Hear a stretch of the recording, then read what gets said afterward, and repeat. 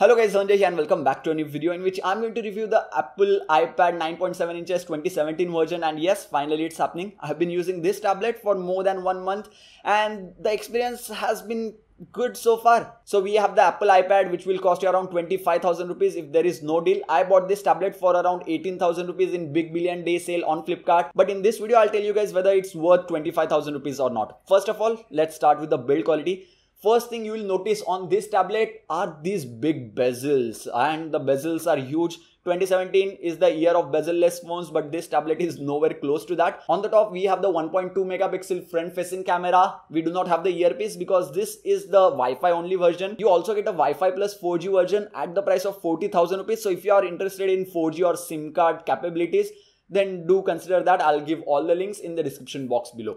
Plus, you have the 12 megapixel rear facing camera with no LED flash, secondary noise cancellation mic, Apple logo is present here. We have iPad branding here. Then we have the stereo speakers here and the lightning port. This device does not have USB Type-C or micro USB port. You will have to carry this separate cable with you. If you have any other iPhone, then that cable will work with this one. But if you have any Android device, then you will have to carry this cable separately if you want to charge the tablet.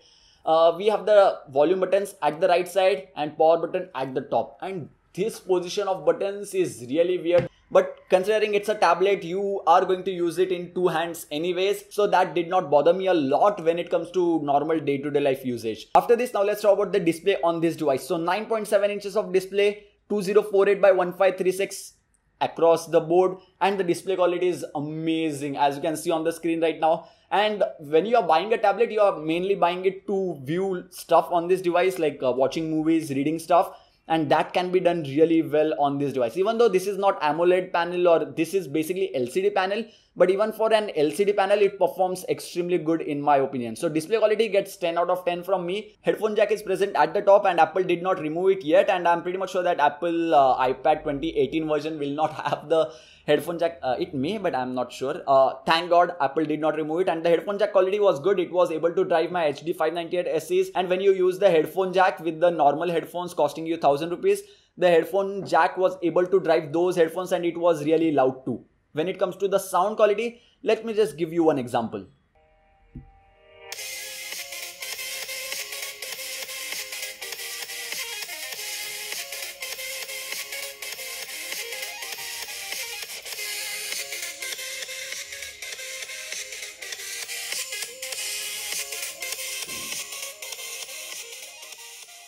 So the speakers present in the bottom of the iPad are really loud. I won't say that they are the loudest that I've heard, or these are not as loud as I expected them to be, but the sound quality through the speakers is once again very good. After this, now let's talk about the processor. So this device is having Apple A9 chip, which is not the fastest chip, obviously considering 2017, and 2 GB of RAM. 2 GB of RAM is more than enough to keep applications running in the background. Like if I open the Google application that I had opened earlier, plus if I open this game Asphalt 8, it will still remain in the memory even after having 2 GB of RAM.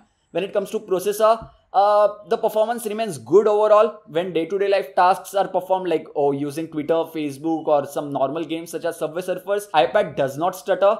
If I had to compare with any Android processor, I would say that Apple A9 chip on the iPad 2017 performs like Snapdragon 625 present on any other Android device. So the performance overall remains good for day-to-day life usage, as this is not going to be our primary device and a tablet is going to be mainly used for watching movies and stuff like that. For all those purposes, this tablet is more than enough. As I said, you can expect the performance to be like Snapdragon 625. And I specifically mentioned Snapdragon 625 because the battery life on this device is amazing. If you charge the laptop, not laptop, why am I calling this thing laptop? This is iPad. If you charge the iPad on Monday and use the iPad from Monday to Saturday every day for 1 hour or 1 hour 30 minutes, it will still get you through a week, complete week, because the standby time was amazing. It dropped around 1 to 2% only, and that is the reason why battery life is so good on the Apple iPad. After this, now let's talk about the software. So we get iOS 11. If you go into about, then you can see that 11.1.2 is available, and I just received the software update to 11.2. I can download and install it, but I'll do that afterwards. So basically iOS, I have mixed feelings about this.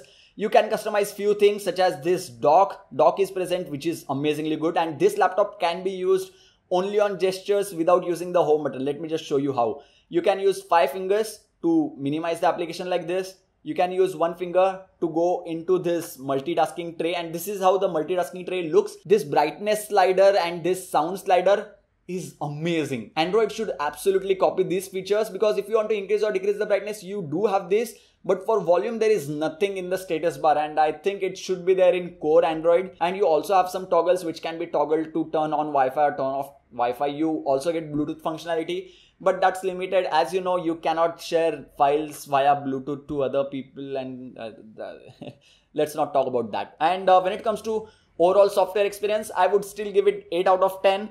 Software experience was good, but it was not very fluid. Let me just give you one example. This can be YouTube bug, but if I just swipe down like this, you can see the 1 second delay here. Okay.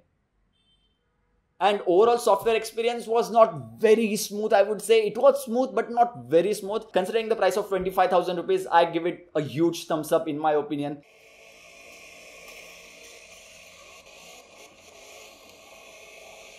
When it comes to gaming, as you can see, the gaming performance is very good. I played Asphalt 8 and Modern Combat 5 on this laptop, and the gaming experience was really good. Even after playing the games for about 30 minutes, the tablet did not cross. Okay, I am on a spree right now. The tablet did not cross 42 degrees Celsius, and the tablet remained well below good temperatures in my opinion, so that's not an issue over here. When it comes to camera on this device, here are some sample shots that I've clicked with the front facing camera of the Apple iPad, and here are some sample shots that I've clicked with the rear facing camera. So basically, as you can see from the sample shots, this is not supposed to be a camera tablet, and the camera is not going to give you very good dynamic range, or it is not going to give you the best photos as such. You have your smartphone to do that. So kindly do not use this for photos.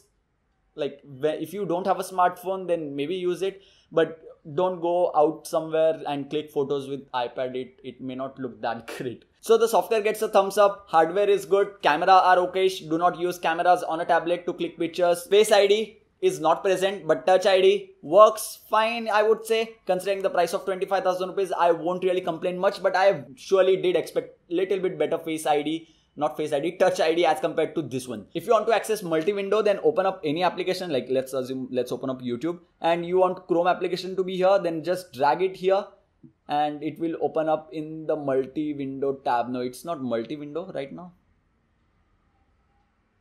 Okay, so now it is multi-window mode, and you can listen to your music, and you can at the same time watch YouTube videos. No, you can't do this at the same time. Let's assume you do not want to do that and you want to read some news, then you can drag Chrome and drop it over here. It will open up in multi-window mode, but you do not want the multi-window mode. You want to continue using this, and you do not want to sacrifice on the screen size of YouTube application. Then what you can do is simply drag Chrome and keep it over here. It will open up like a floating window, and now you can do whatever you want to do, like search for any news that you want to do. You can also get it into multi-window mode by clicking over here, and you can get it out of multi-window mode just by dragging down like this. Drag it down like this and it will come out of multi-window mode. But now I just want YouTube application. So multi-window mode is also present here. It will take you a little bit of time to get used to this software if you're coming from an Android version, because on Android it is very easy to access the multi-window mode. It's not tough on this one. It's just that matter of getting used to. As I said multiple times in this video, there are no other good Android tablets available in the market, so you have to go with this one. And the tablet performs like 25,000 rupees device, so it gets a huge thumbs up from me. Without having any type of deals at the price of 25,000 rupees, it is still a very good deal. While watching the video, I realized that I did not talk about two major factors. First of all, the battery life is awesome on this tablet, as I mentioned in the video, but the charging time is really high. It takes 4 hours to charge completely with the supply charger which is present in the box.